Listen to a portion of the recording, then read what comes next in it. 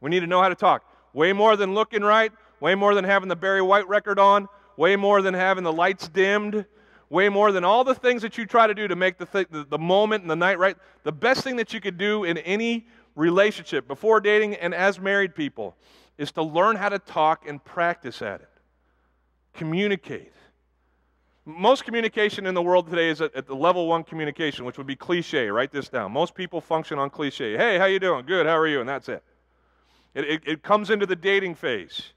All right, you go to the club, you meet somebody, or you come to church, a singles group or something like that, you meet somebody, and you're just talking like very superficial, surfacey type terms. You know, guys use pickup lines like, hey, baby, you tired?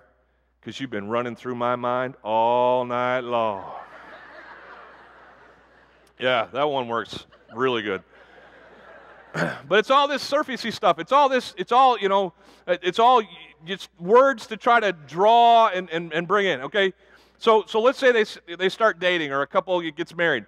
What typically happens is that they settle for level 2, which isn't bad, but it's not the best. Level 2 is just information gathering. It's not cliche, but you're just functioning at the level of information. How was your day? And then they explain what happened. Now, what do we have going on tonight? Well, here's the schedule. You're just looking for the facts, ma'am. And that's it. And deeper relationships go into that. It's great to know what's going on in each other's lives, but here's what we must do. We must dig into the cleft of the rock and haul that inner part of our spouses or our boyfriends or girlfriends out and really get to know them. That's level 3. That's feeling conversation. You talk about your feelings. You ask the question, why? A lot. Not as in defying them, like, why? Why do you want me to do that? Why? No, I'm saying when they talk about their lives and they express to you maybe something small about how they feel, it makes me so mad when he does that at work. Or she makes me crazy when, we're watching the kids or whatever. And you get to say, oh, I never knew that. Why? And then rather than just being a statement of fact, they have to go into how they feel and really unpack for you what's going on in here.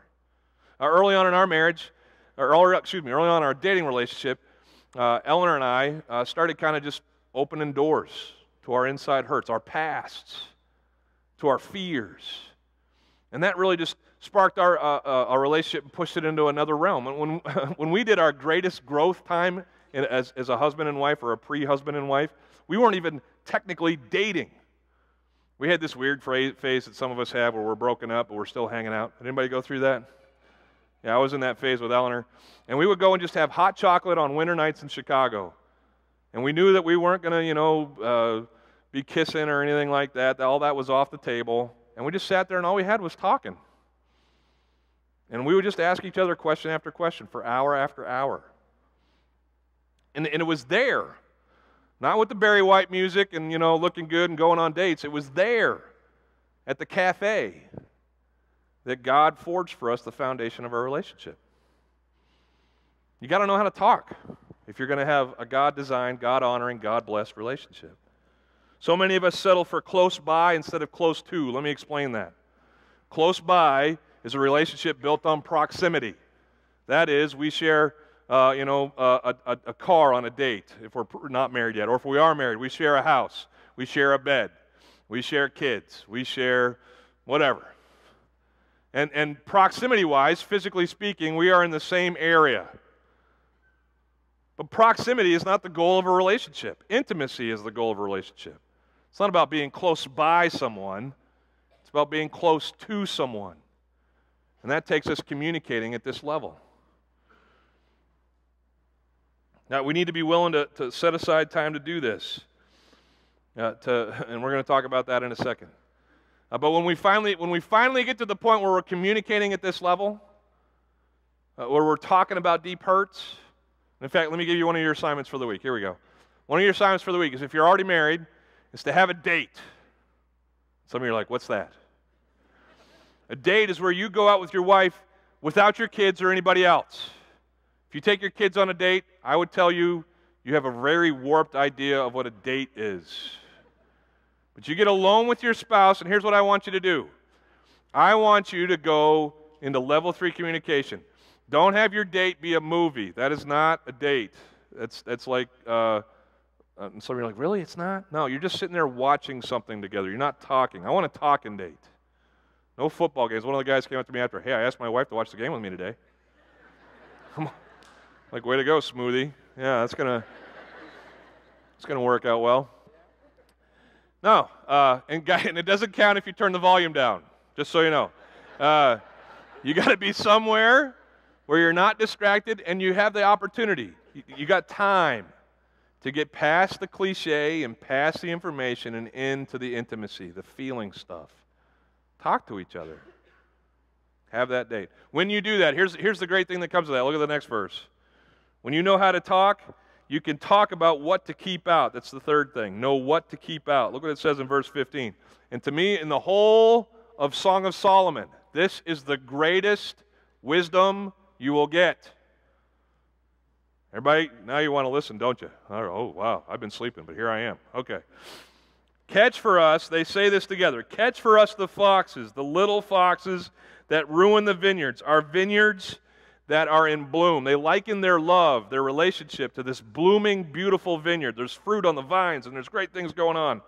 But they know that in any crop, when you plant the vines, there is the chance in that culture that foxes, these little creatures, would come in, and they would eat the buds off of the vines before the vines could bear their fruit. If the buds were gone, then the vines would die, and you don't have a garden anymore.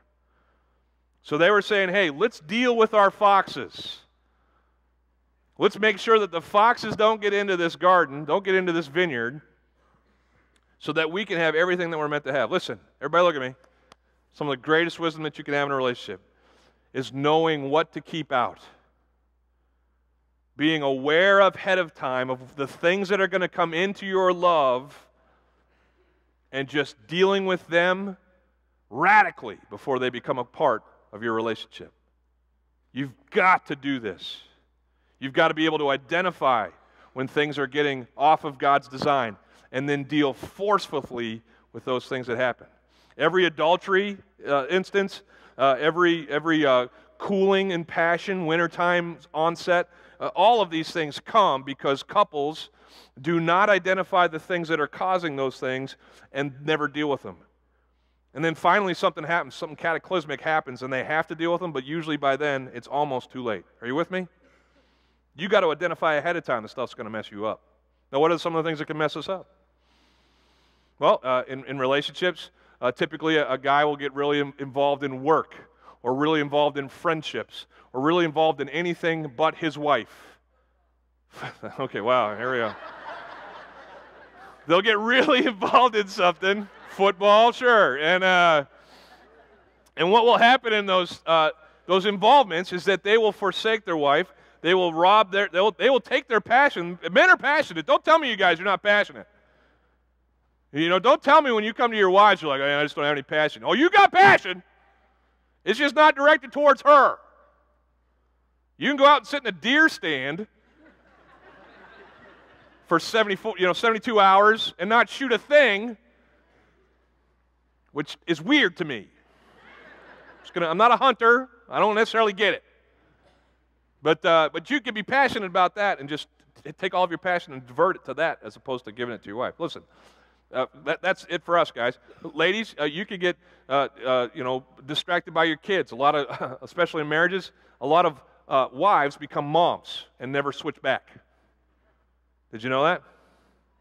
And that's just going to mess with a relationship. Guys aren't going to be good at talking to you about that.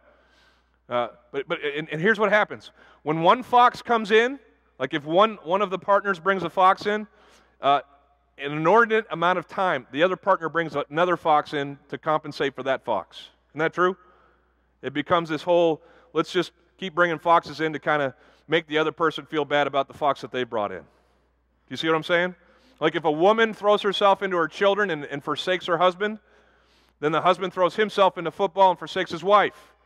Well, then the woman goes and gripes about it to her girlfriends, and the husband hears about it through their husbands as they get together in their deer blind. And now he knows that she's talking about him behind his back. And so now he's not even going to talk to her when they are in the room together. Do you see how this works? Fox, fox, fox, fox, fox, fox, fox. And the mess comes.